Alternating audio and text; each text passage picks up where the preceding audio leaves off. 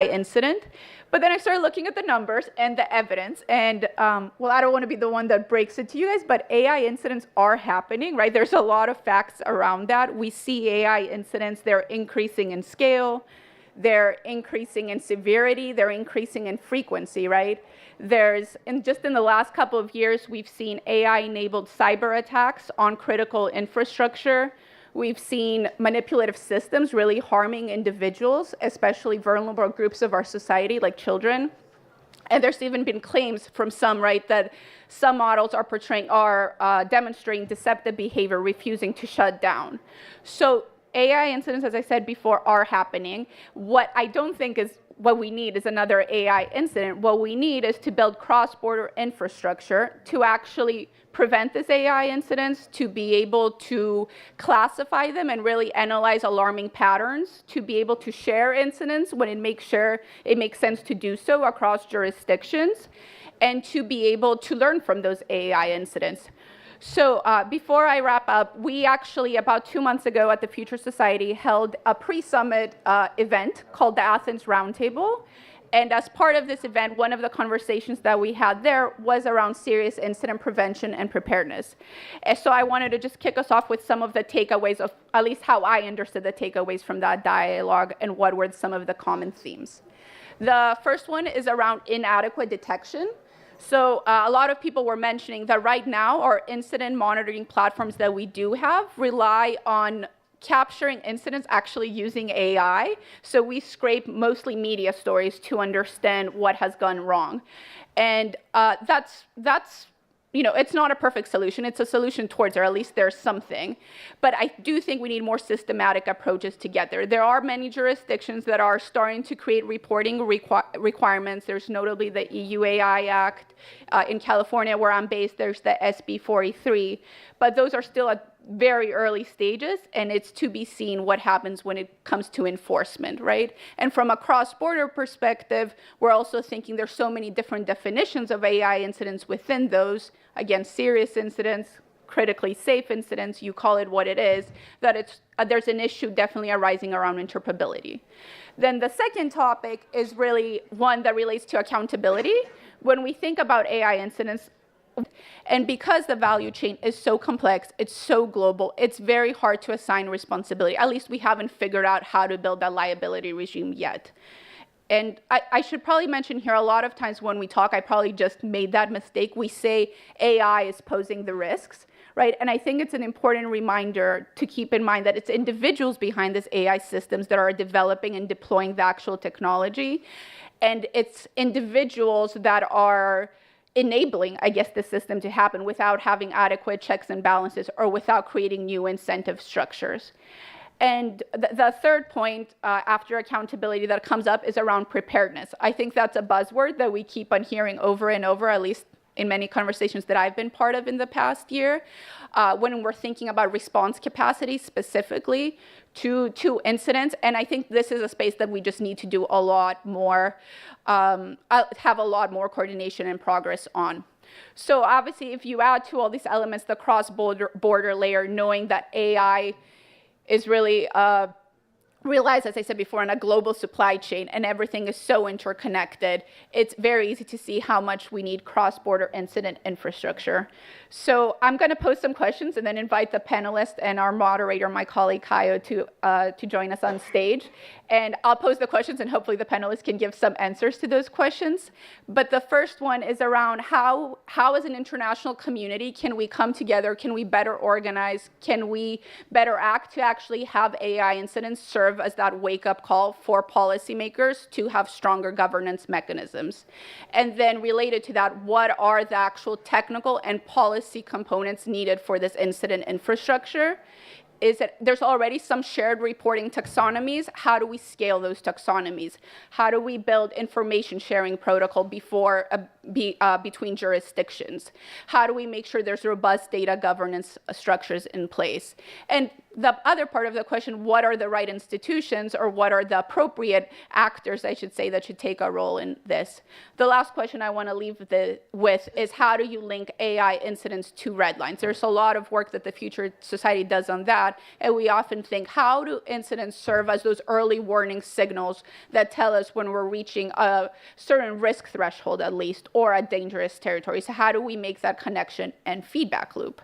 So with that, I will invite our moderator for the day, Caio Machado, to the floor. He will be moderating what we have in panel really full of AI experts when we come to AI incidents. So please, let's give a round of applause and let's get started.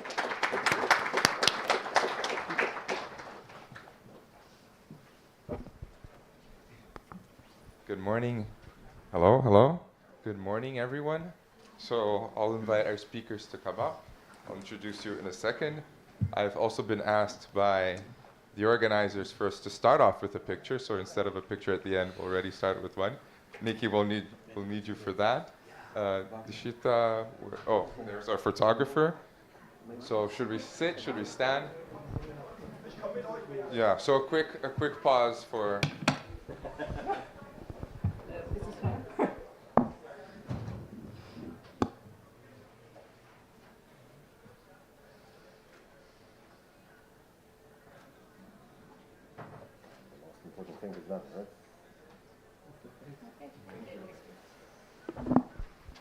We've got the picture. We can go now. I'll introduce our speakers today. So I'll be very brief, and if there are any points from your experiences that you would like to bring up during your speech, please do so. So I'll start with Elham Tabasi, who's Director of AI and Emerging Technology Initiative and Senior Fellow at the Brookings Institution and former Chief AI Advisor at US NIST. Followed by Ms. Akiko Murakami, who's the Executive Director of the Japan AI Safety Institute. Followed by my fellow Brazilian, Hugo Valadares, who is from the Ministry of Science and Technology. He is the Director of the Department of Science and Technology and Digital Innovation. And finally, Marko Grabelnik, who's the AI champion for Slovenia and an AI researcher who co-chairs the AI Incident Working Group at the OECD. So good morning to you. It's very nice to have you. Thank you once again, coming all the way to India for us to discuss. I'll start with Marko at the other end. You have been working with Guard. Absolutely. Let's go.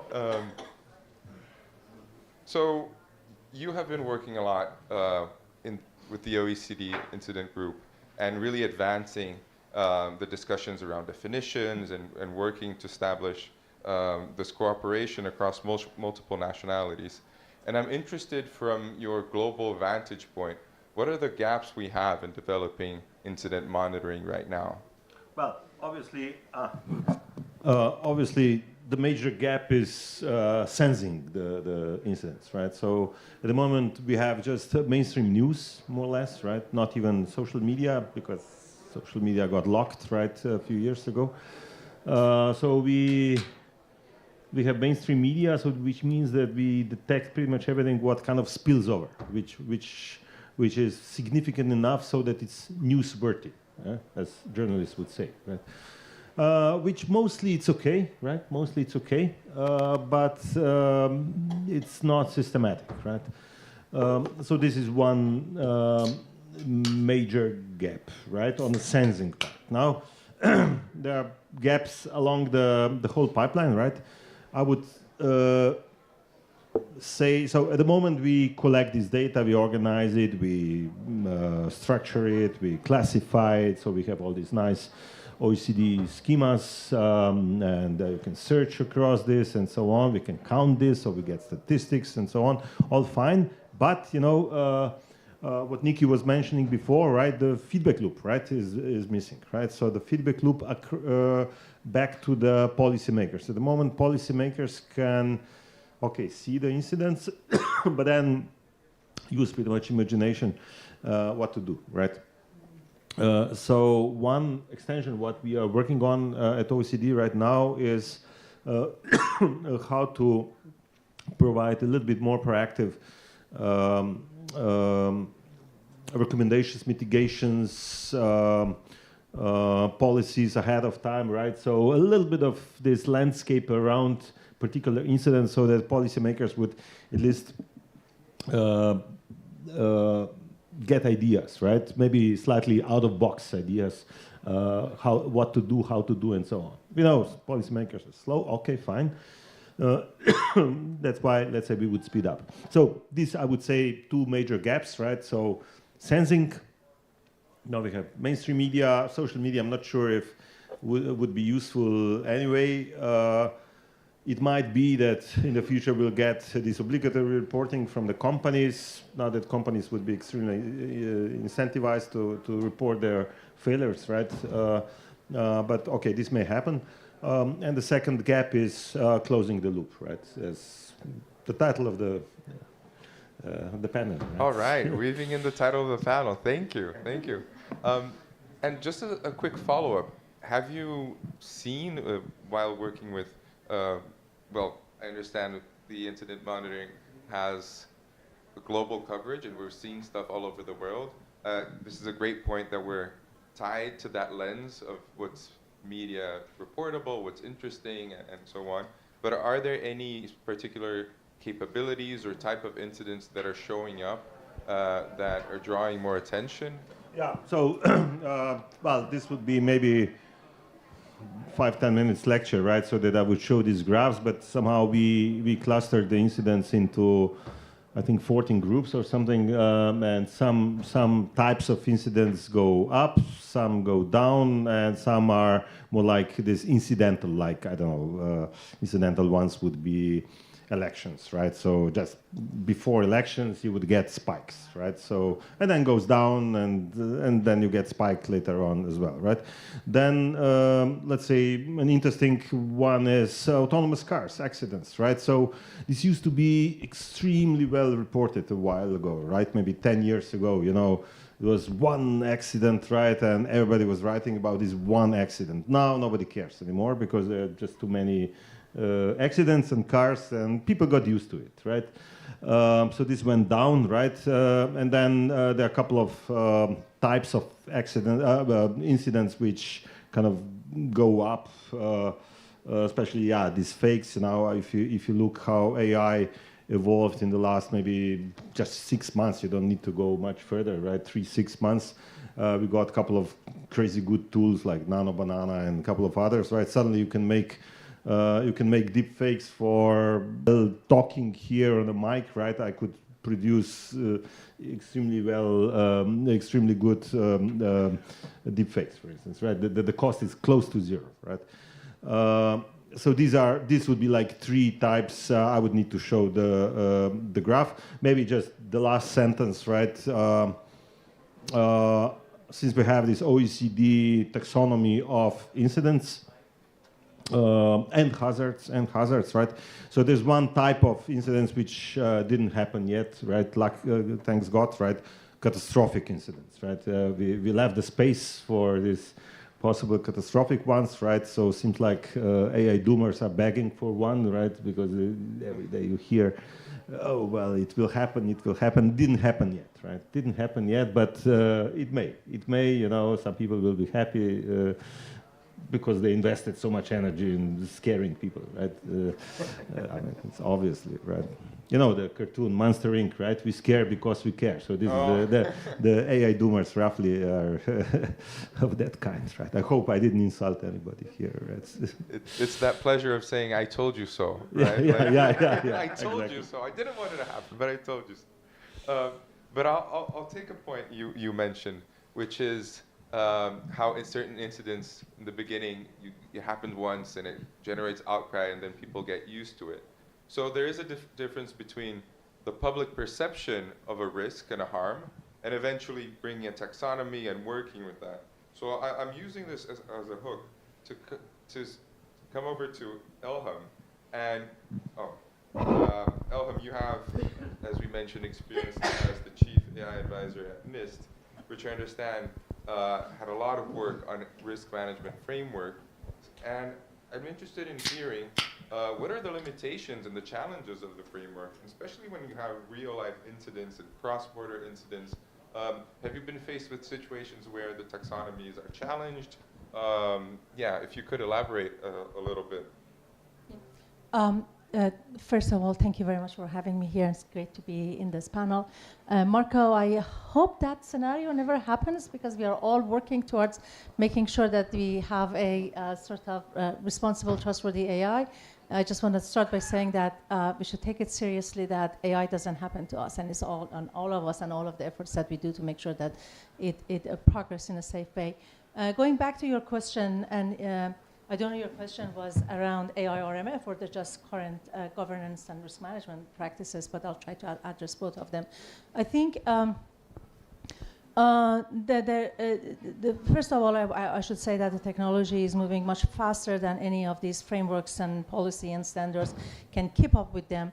But some of these mismatches that I see is on the two dimension of temporal and jurisdictional, that the jurisdictional one has been already mentioned. So what I mean by the temporal is that majority of the risk management processes, governance processes that we have, they are heavily on study for the pre-deployment, which is also necessary, but they assume that the risk and incident can be identified pre-deployment and can be managed within certain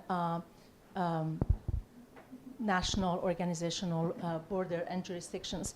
I want to say that AI RMF is maybe a little bit exception to that, that it emphasizes post-deployment monitoring, continual monitoring, but the problem is that we don't quite know how to do the evaluations in the right way. But going back to, again, incident reporting is that the problem with emphasis in the pre-deployment is that the majority of the incident or serious incidents that we have to be worried about and report them and have a way of dealing with them are those that happening post-deployment, and there are cross-border, there are emergent, and many of these pre-deployment testing that are based on red teaming, benchmarking, threat modeling analysis are important and necessary, but they cannot reliably predict how the models are going to behave and function in real, messy context of the use that they haven't been really seen before being deployed there, where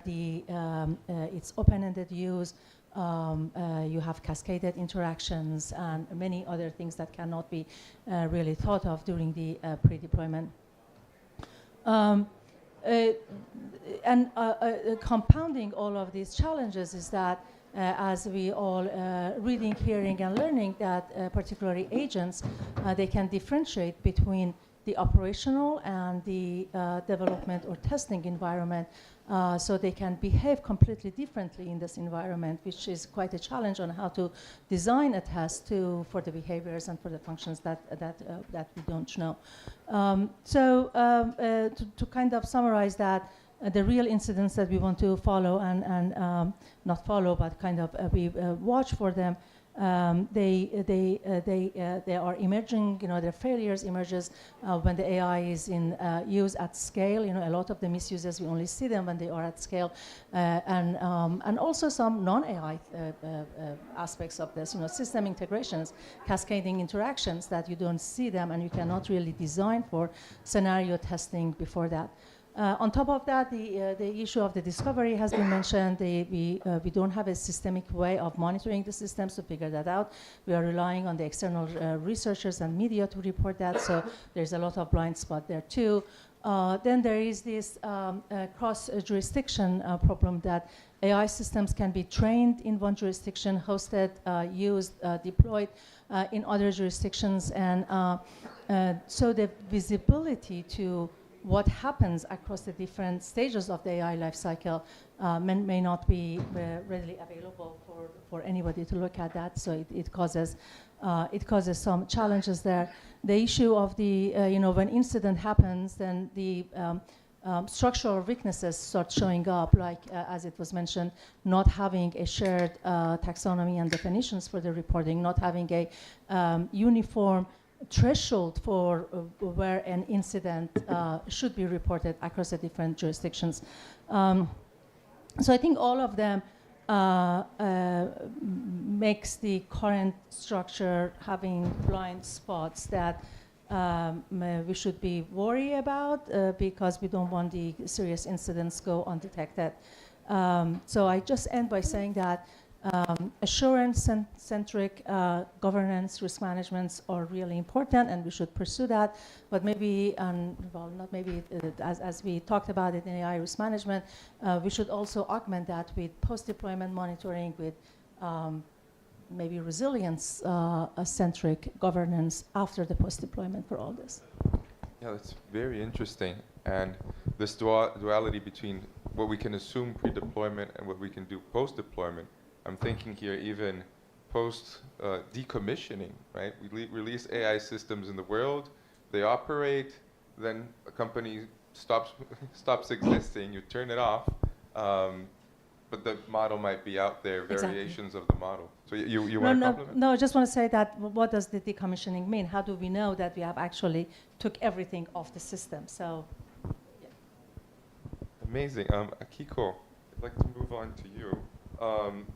You're, as the head of the Can you? Yeah, sorry. I tend to project my voice, so I forget if the microphone is on or off. But you can all hear me at the back? All good? Great. So, Akiko, as the head of the Japan AI Safety Institute, and now operating in a global network where you're getting colleagues from all over the world, but it seems to me that each safety institute has a variation of mandates, of governance designs. Some try to be independent, other within the Ministry of Science and Technology, others are multi-ministerial. I'm curious to your views as the AI Safety Institute's capability of being the place to monitor incidents and promote preparedness at a global scale. Thank you for the question, and thank you for having me today. So, my opinion is that, as you mentioned, that the definition of the AI Safety Institute in each country are totally different. So, for instance, in Japan, we are being the hub of the information about the AI safety inside and outside Japan. And also that we are now expanding our mission to not only for the information hub, but also having the capability to examine the AI models and systems by ourselves. But some of the AI institute have the same kind of the capability, but the another type of the institute do not have the capability. So it depends on the country situation, and also each company has not all of the AI safety institute or the relating to the institute having the skill set of that examination of the models or the monitoring the system, and but the network's mission is that they not only for the doing the monitoring by ourselves, but also the discussing what's the kind of the benchmark or what kind of the red line for the AI safety in the world. So because of the talking about the AI safety is sometimes very complicated, apart from the national security. And so that's why we are focusing on the technical issues and what kind of and do not want to talking about the ethic or human rights by ourselves. So that's so many the organization talking about the AI ethics or the human rights, like the OECD or the GPI are doing that kind of the discussion. And the thanks for such kind of the discussion, the AI Safety Institute network focusing on the technical issues, how to operate such kind of the benchmark, the realizing we can the understanding this AI is a safety or not. So that's the most important part of the mission of the AI Safety Institute network. I do believe so. Amazing. Thank you very much. I'm going to move on to Ugo, and then we'll do a second round. And in the second round, if you guys want to comment on the questions as well. Ugo, from the perspective of a country that's building its governance framework, and will have to interact with the space which Akiko was mentioning, and each country has its own design, its own governance framework. How do you see, first of all, nationally, how will Brazil may be prepared, because we don't know if the law is going to be approved, to respond to incidents, and how will Brazil be prepared to dialogue with other countries in responding to AI incidents? So first of all, thank you very much, Caio, my friend, Brazilian. It's very nice to be here and to discuss this very important subject. First of all, I believe it's important to mention how Brazil is dealing with the subject of AI. Since 2024, we launched the Brazilian Plan of Artificial Intelligence. And this plan presents 5 axes. And in this axis, we have 54 actions to discuss all the dimensions related to AI. Of course, every day you have to put another action because it's impossible to forecast what is going to happen tomorrow. And but now I'm sure that first of all we were thinking about 3 great subjects: human resources, sovereignty of the data, and hardware, supercomputing. But now we are very sure that we have the 4th dimension, I mean cybersecurity, because it's not possible to do anything without security. In this sense, we are working in all that dimensions together because you have to do everything simultaneously. And you know, this year is national elections. President Lula will be here the day after tomorrow, and he's very concerned about that because the fake news and the generative AI. I like very much generative AI, but it's dangerous sometimes. So we're also concerned. And, but we are doing a lot of stuff. And of course, it's not regarding the fake news and something like that. Some months ago, we have an unprecedented attack in our system. Dr. Caio knows PIX, and yes, probably you know what I mean. 3 attacks, and we have a very great prejudice. And that time, we are investing, actually, in many of the dimensions I told to you. So first of all, we are buying a system, actually 100 million reais, to investigate for our researchers about we need to take care of our childhood, our children, the minors, especially in the internet environment. So we are investing a lot of money to research about that. We also joined with the ministry, actually is the Cabinet of Institutional Security. We are creating sensors to detect the attack previously. And this is a very big project we are doing with the colleagues, with some colleagues for Spain. And I mean, usually the attacks we not prevent, but we act after they happen. So we are trying to create a system to solve this kind of problem before. And but I mean, the main subject here, in our opinion, is international cooperation. We have to do everything together. It's not possible to a country to do everything by themselves, by itself. So what's the main gap, in my opinion? Not in my opinion, Brazilian opinion, the government opinion. The political process, the bureaucracy is very slow compared to the technology speed. So we have to do a lot of things yesterday for tomorrow, and sometimes we spend years with MOUs and dialogues, but that's the word. And we have to do something. So this very moment, we are working to expand our cooperations with the countries. Brazil has a lot of friends, country friends in the world. So we are working on this kind of stuff, and we are very happy. I believe we are going to find very good solutions to mitigate this kind of attack, and this is the current world. We have to work on that. Amazing. Thank you, Ugo. Thank you very much. And I'll move to Elham.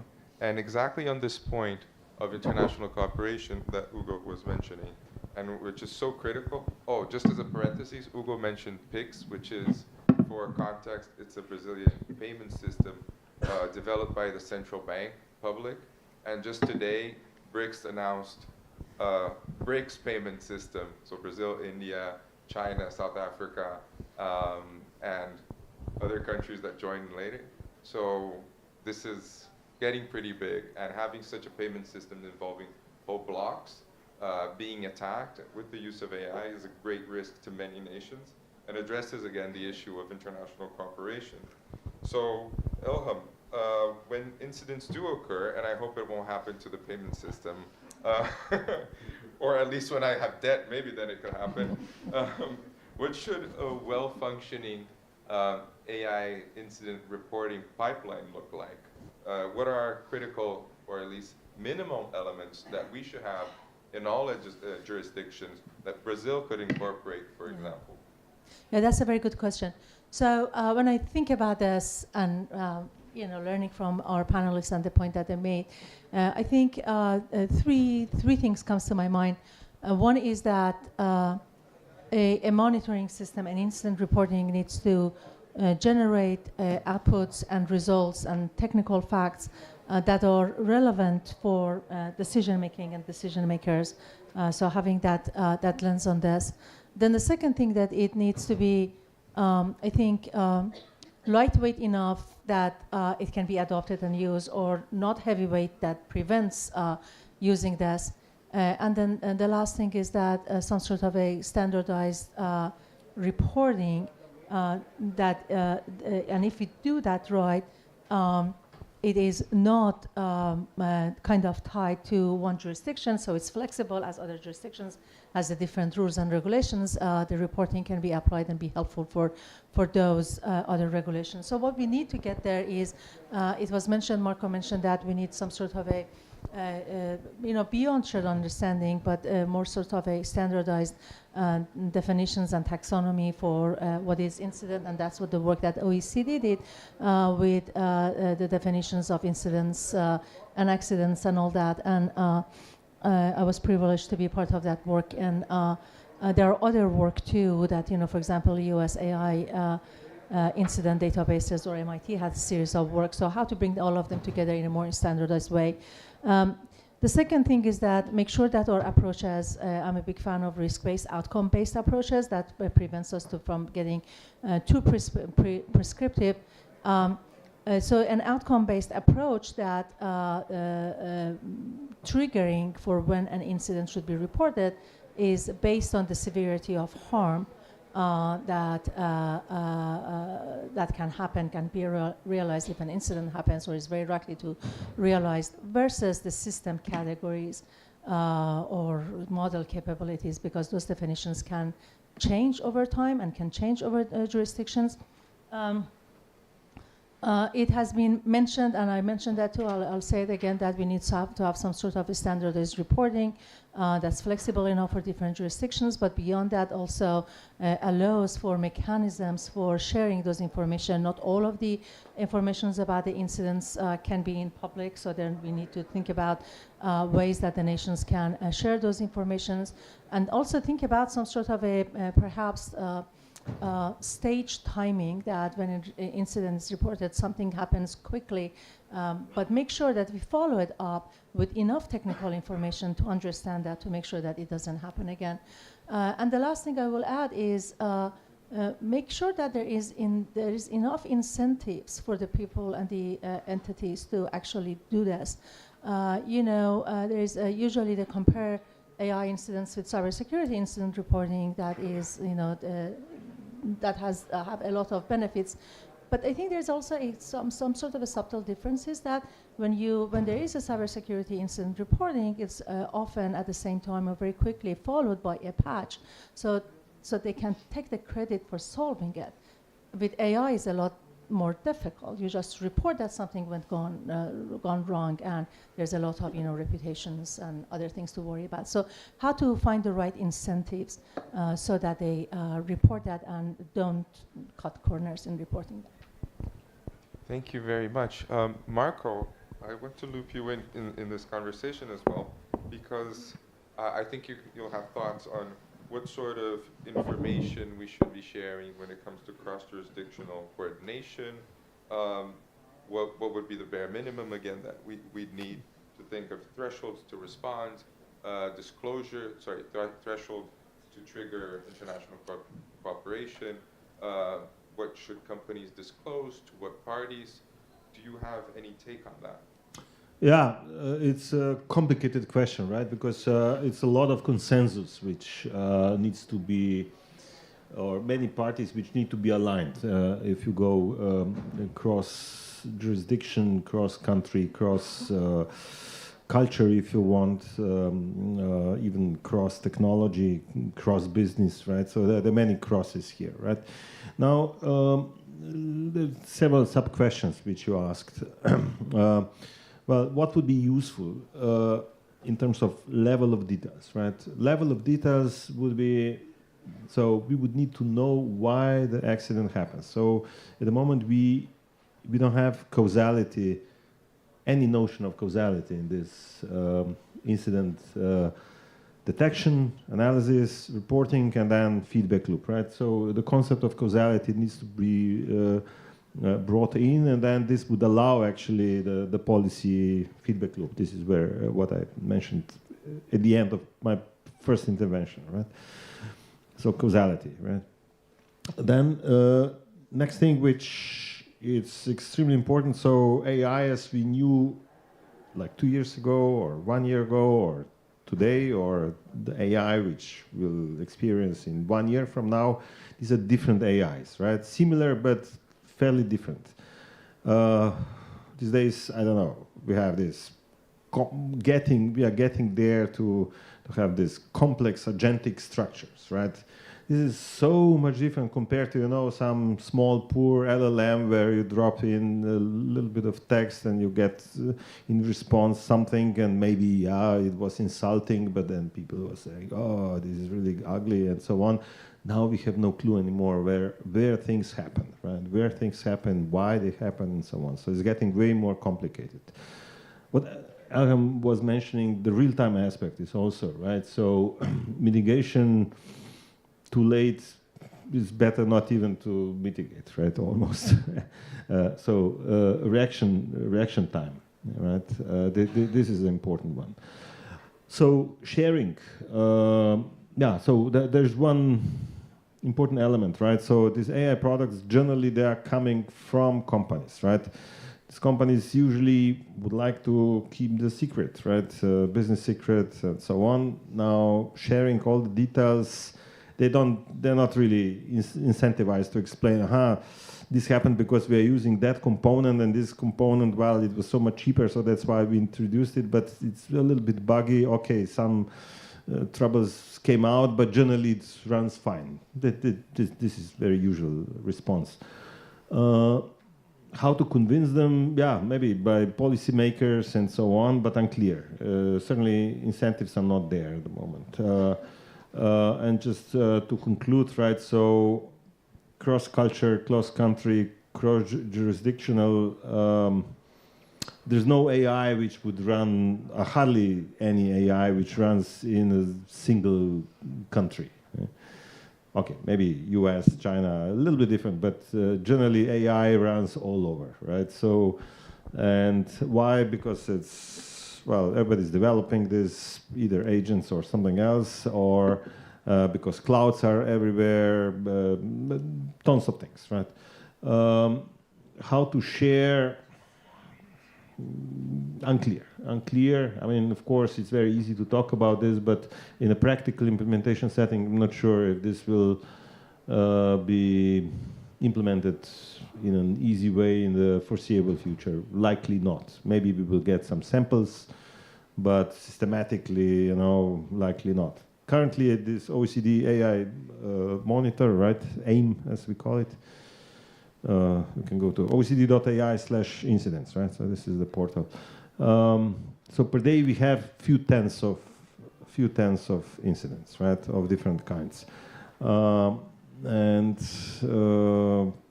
across all the languages, cultures, and so on. Of course, mostly on the Western side of the world, but.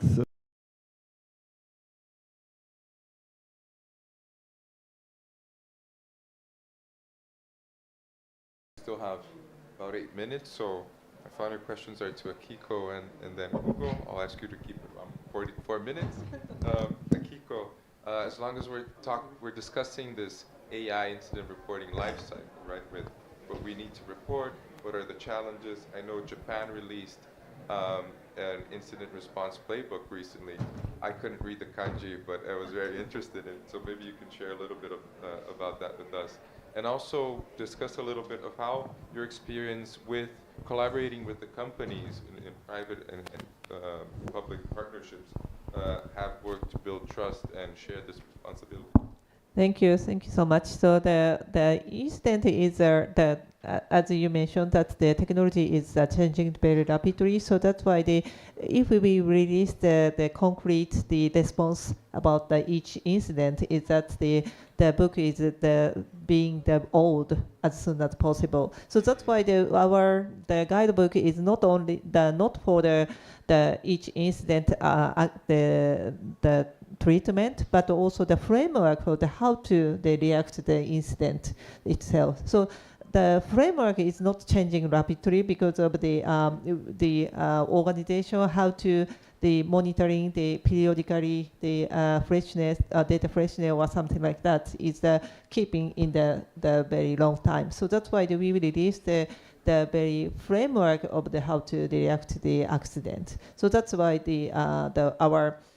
and also that we had now replacing very frequently because of this is a very living document. So that's why even if we do not have the concrete incident react appointment, but just releasing the framework, but we changed the periodically of the document, keep the living document. So that's the one of the topic.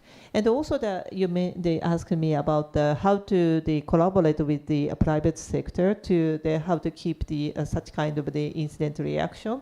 So in Japan AI Safety Institute have the working group for the realistic problem. We have the two types of the working group. One is the vertical, the working group for each industry sector. That we started from the healthcare and robotics, and we are going to expand the vertical layer for each industry, like the financial sector or the other kind of the industry.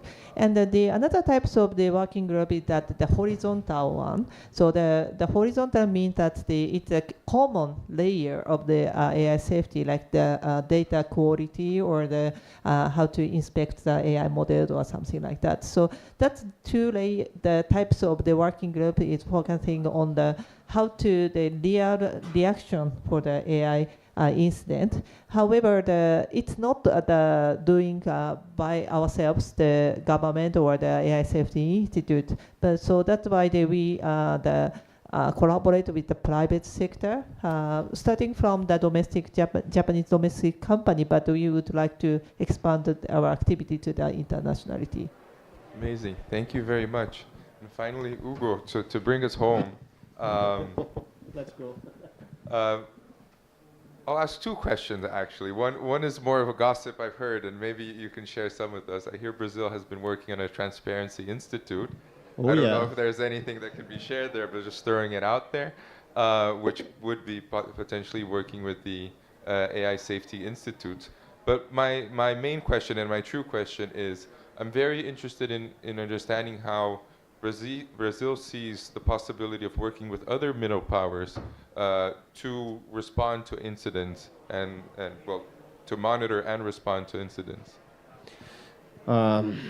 So the last to talk, last to speak is easier because all the intelligent people already said, so it's easier for me. The difficult questions was answered. So thank you for my colleagues.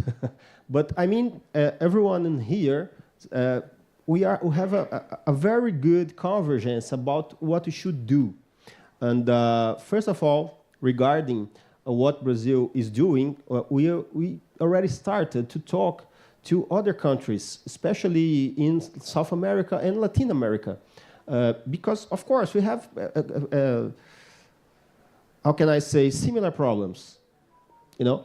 So we have to do, especially, of course, we are right now, you are right, we are creating our AI Safety Institute.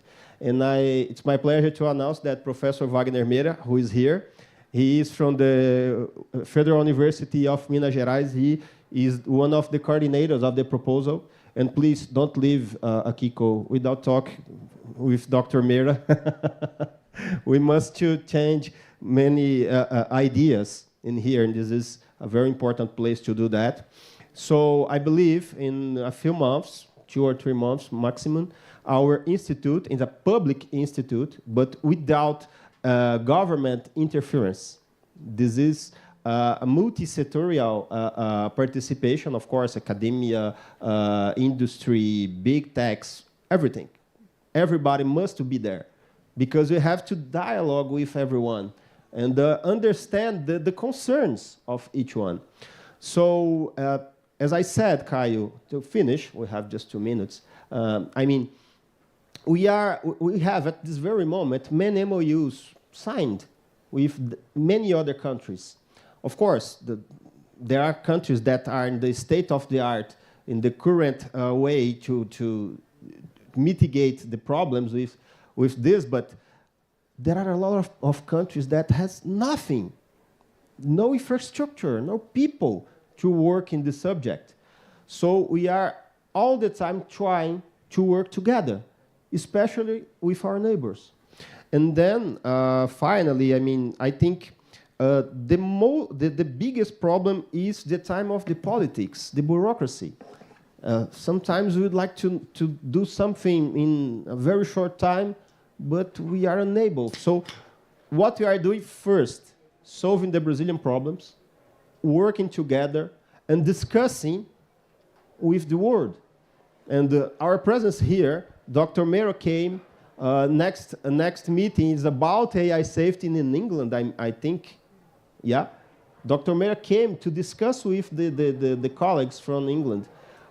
What can we do? Of course, we have a main line. We know almost what we should do. But of course, to change ideas, to exchange ideas is absolutely important in this kind of subject. So I think we are in the right way. And listen, my colleagues, I believe we think similarly. Thank you. Amazing. And with exactly a minute to wrap up, I'd like to thank you all, the speakers. We managed to, what's the lay of the land? What can we detect right now with instruments such as the incident monitoring at the OECD? What are the challenges in terms of what information do we need to acquire? What are the biases of the information we have? And we discussed the whole life cycle of incident monitoring. What are the pipelines? What are the thresholds we should have? What are the next steps? And bringing this infrastructure to beyond countries that have already established AI safety institutes, but to other nations who will also are already dealing with AI, and the full response will incident response, monitoring, preparedness will only happen once we have buy-in from everyone in a shared infrastructure. Otherwise, our problems are just going to go forum shopping. They're going to skip around, and they're going to persist. And exactly at 0, I thank you all for attending. Big round of applause. It's not a big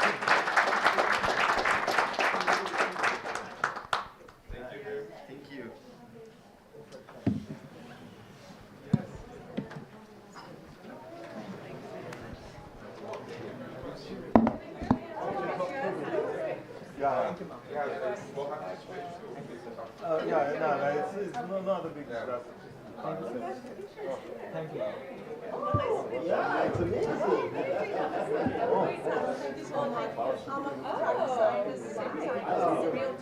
Good. Thank you